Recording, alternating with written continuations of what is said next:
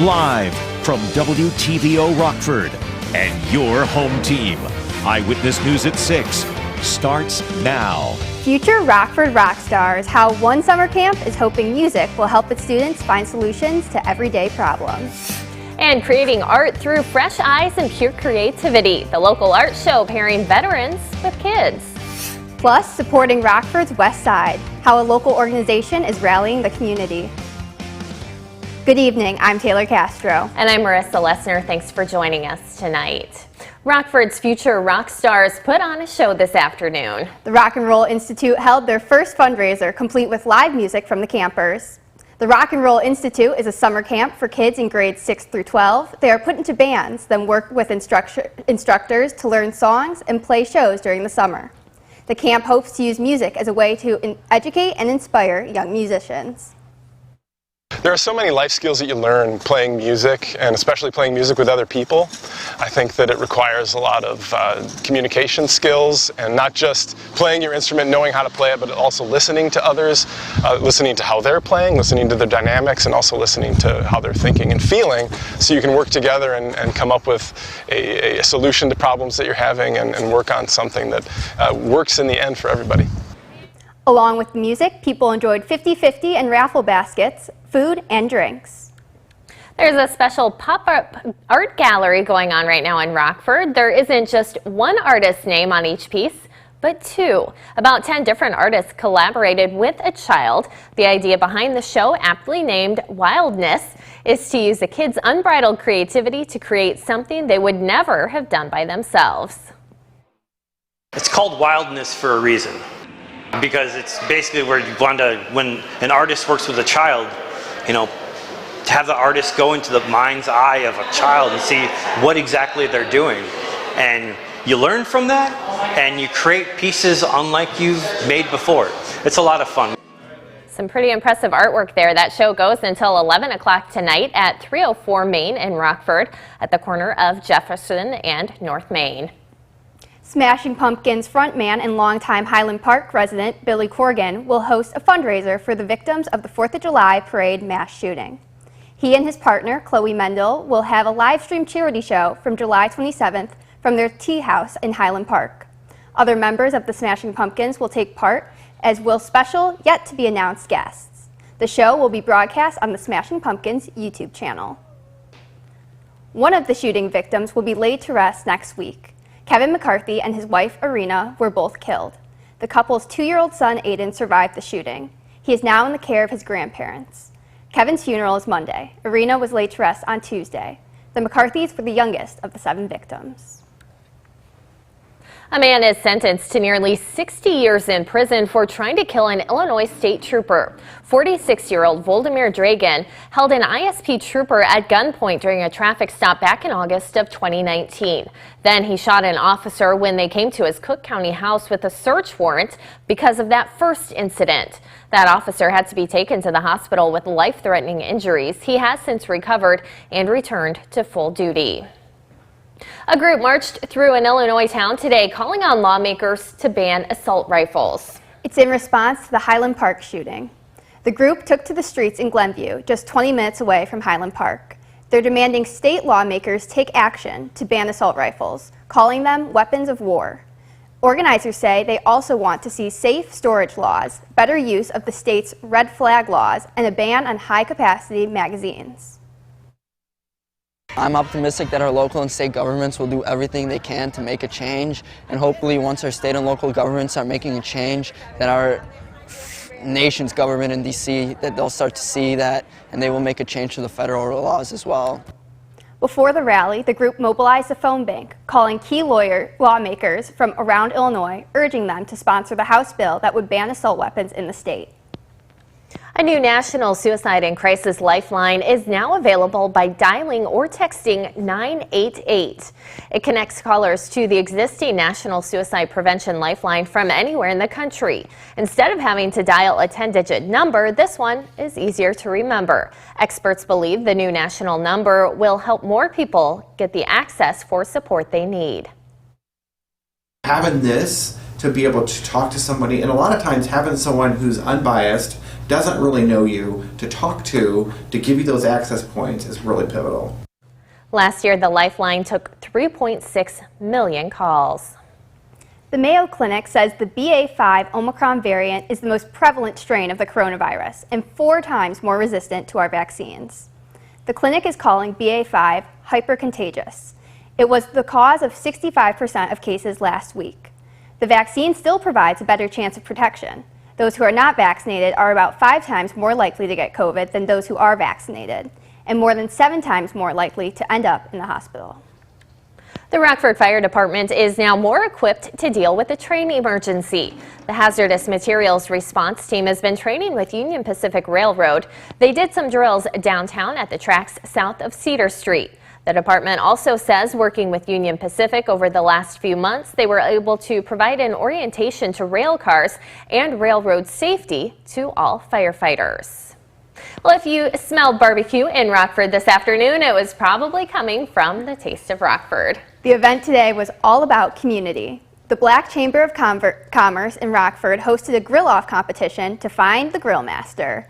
There was also live entertainment, vendors, and games for kids at Reese's Lanes on North Central. The president of the Black Chamber says many times when people hear the west side of Rockford, they think crime. But she says there are many positives for the people living and working there. I think people are looking for things to do on the west side, and they're looking for positive events to bring their families to. So we've had a great turnout, and we're excited about doing more things on the west side of Rockford. There were cash prizes for the best food, plus a trophy. The Rockford Black Chamber of Commerce's next event will be a back-to-school giveaway. President Biden returns from his trip to the Middle East. We have more on his goal to discuss gas prices and his meeting with the Saudi Crown Prince. Our temperatures today only made it up into the upper 70s for most of us, but that was still a little bit warmer than yesterday. We're going to be even warmer after the weekend, along with some storm chances. I'll break down the details coming up in just a few minutes.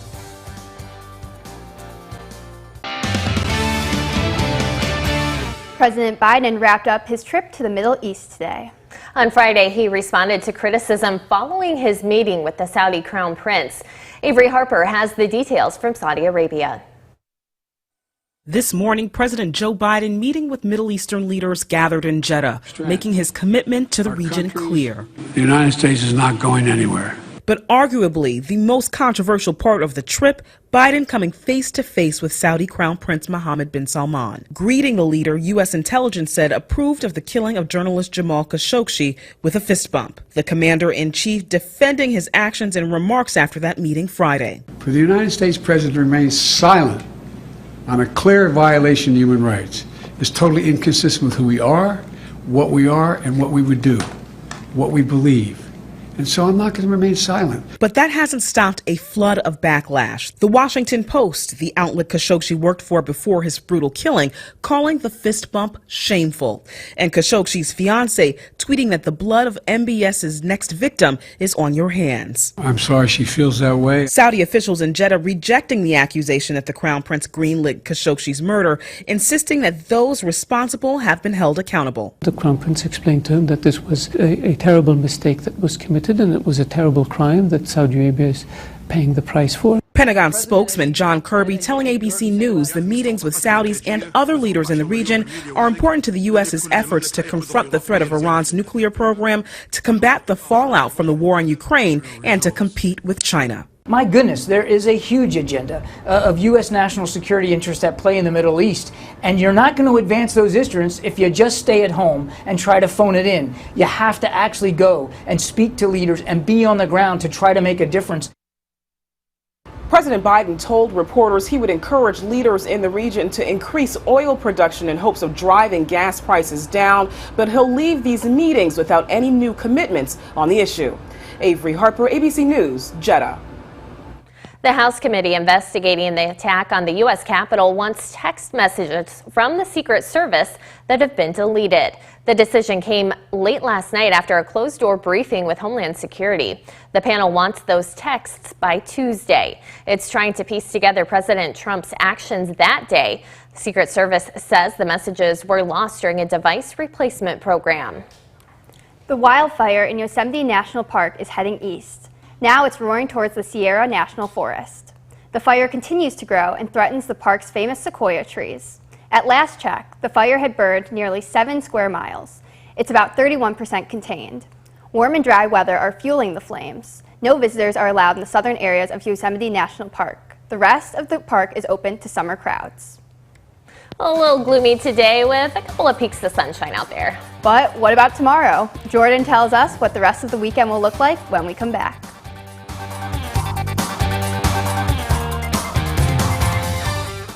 Now, your first warned weather forecast from meteorologist Jordan Wolf.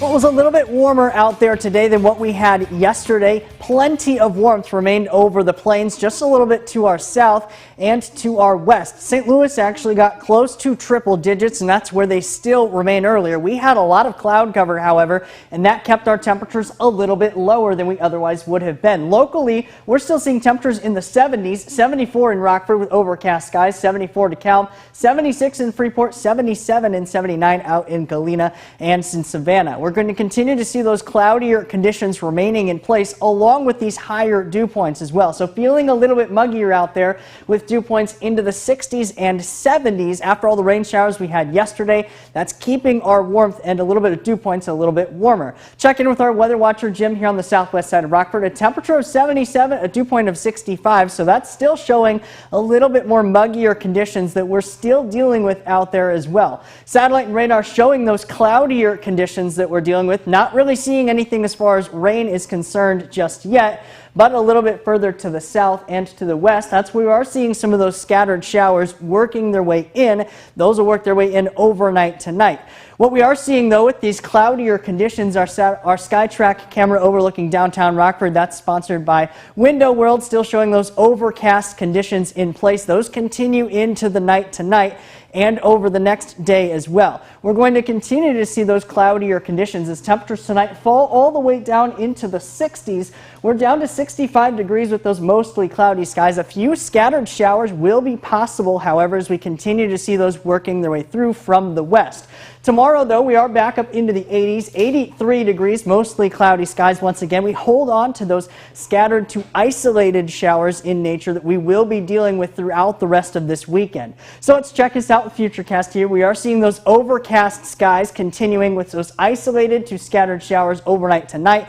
Those become a little bit more widespread to scattered during the day tomorrow. That's when we see a little bit more of those working their way in for the afternoon. So let's check in with these storm coverage vocabulary. If we have isolated showers, that's when we have just 1 or 2 possible, but scattered showers, it's when we have a little bit more of a cluster of storms, and then when we have widespread, that's when you're pretty much guaranteed you're going to get rained on at some point during the day. We will get a little bit more of those widespread potentially coming in for Tuesday, with Storm Prediction Center outlook does have us under a slight risk or equivalent of a slight risk level 2 for still 4 days out, but something we'll have to keep an eye on. The warmer weather is here to stay even beyond this week all the way into the end of the next month. Climate Prediction Center does have us favoring above average temperatures in the next 6 to 10 days, as well as the next 8 to 14 days.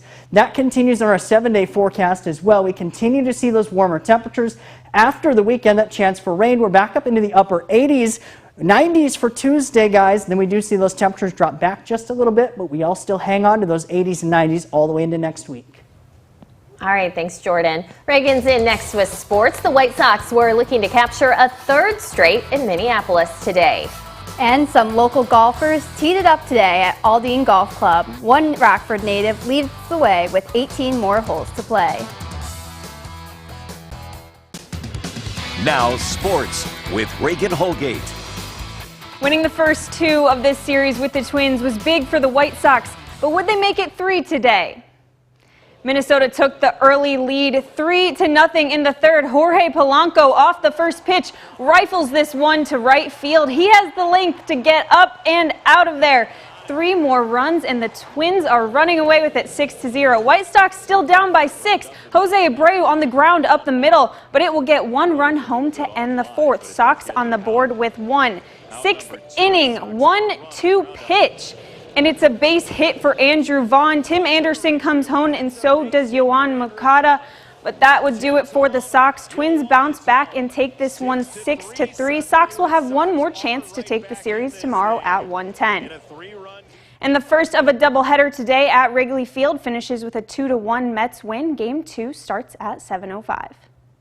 Round 3 of the 150th Open finished today, and well, they call it moving day for a reason. U.S. Open champ Matt Fitzpatrick, looking for 2 majors in a row, rolls in a nice birdie putt here. He's currently at 9 under, 7 back of the leaders. And of course, Scottie Scheffler loves to be in contention at a major championship. He's 5 strokes back, moving into the final round tomorrow. But 2 names lead the way, Rory McIlroy and Victor Hovland. Shot of the day from Rory on the par 4 10th in one of the famous St. Andrews pot bunkers. Clips it just perfectly, and the impossible is made possible. That was a nice double circle on the scorecard. Hovland also had himself a day, 6 under round to put him at 16 under. The 24-year-old from Norway is in search of his first major title. But what does Rory have to do if he wants to be the one to raise the claret jug tomorrow? I just have to, again, just stick to my game plan, stick to the process. The more people bring up the result, the more I'm just going to harp on about process and sticking to my game plan, because that's the only thing I can do, and I've done that well for the last 3 days, and it's put me in this position. It'll be him and Hovland once again for the final pairing tomorrow for what looks to be a fun championship Sunday. Local golfers are also going after a major championship this weekend, the Aldine Cup. The first 18 holes were played today at the Aldine Golf Club. 40 golfers were in the field. Naperville's Kyle Slechta won this tournament in 2018 and 2019. He shot 6 over today. Byron's John Silvers with the long chip shot on the 9th hole. He almost holes out, just a little too much pace. Robert Doffelmeyer has already won 2 local tournaments this year, including the County Amateur last weekend. He sinks that birdie putt on number 3. Doffelmeyer shot a 73. And here's the man of the day, TJ Baker. He won the Aldine Cup the last 2 years. He started the day with a pair of birdies, and he never slowed down. A great birdie there on number 2. Baker shot a 4 under 68. He'll take a 5-stroke lead over Doffelmeyer in tomorrow's final round. Local golfers also teed it up today at Prairie View in Byron. The Lincoln Highway Tournament brought in 12 teams of players from golf courses all over the state line. They are playing best against bogey format. Teams earn a point if they birdie a hole. They lose a point if they bogey a hole. They are playing for a traveling trophy and for bragging rights. What makes this year special is it's the 100th anniversary of the tournament. The tournament continues tomorrow. That's sports. We'll be right back. We had a pretty comfortable day out there. Good day to be out on the golf course. Yes. And looks like tomorrow is going to be pretty much the same, huh? Oh, yeah. I think we do get a little bit more scattered showers, at least for the day tomorrow. So definitely don't want to put away the rain gear just yet. We do have those scattered showers eventually working their way in later on tonight. The first warning interactive radar from Rockford Auto Glass and more. Those continue into the day tomorrow. We get a little bit of a warm up, though, for the middle of the week. Chance for storms on Tuesday, 80s and 90s in the next weekend. All right, that's going to do it for us. Thanks for joining us.